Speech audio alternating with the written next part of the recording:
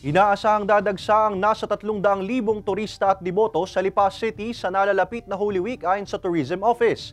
Narito ang report ni Denise Abante.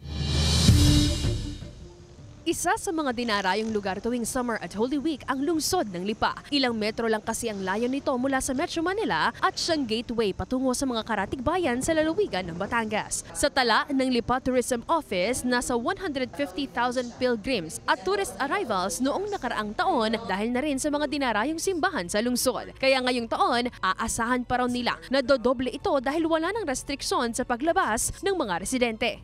We're expecting around around 300 pilgrims or mga devotees na dadayo po dito sa ating lungsod ng Lipa. Kasi given, ang lungsod ng Lipa po ay kompleto na po ang inyong 14 station. Kasi mayroon tayong 14 churches mismo dito lamang sa lungsod ng Lipa. Isa ang San Sebastian Cathedral sa Barangay Poblacion na pinupuntahan ng mga deboto. Sa inihandang Visita Iglesia Guide ng Lipa City Tourism, maaaring magsimula ang mga deboto sa St. Benedict Monastery Chapel para sa Last Supper. Matatagpuan ito sa Barangay Banay-Banay, Lipa City. Kung susundin ng guide, magtatapos ang Visita Iglesia sa isa sa pinakamalaking simbahan sa lungsod, ang Metropolitan Cathedral of St. Sebastian sa Barangay Poblacion. Payo ng otoridad sa mga bibisita sa lungsod. So I advise po sa ating mga pilgrims na pupunta sa Visita Iglesia to bring only one vehicle na lang kung kayo ay pamilya dadayo dito sa lungsod ng Lipa. Likewise, syempre yung precaution natin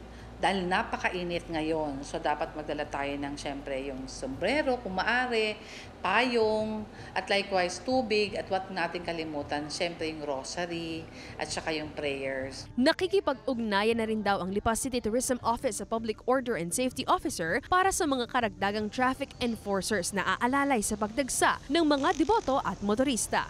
Kasama si J. R. Manjares, Denise Abante, Balitang Southern, Tagalog.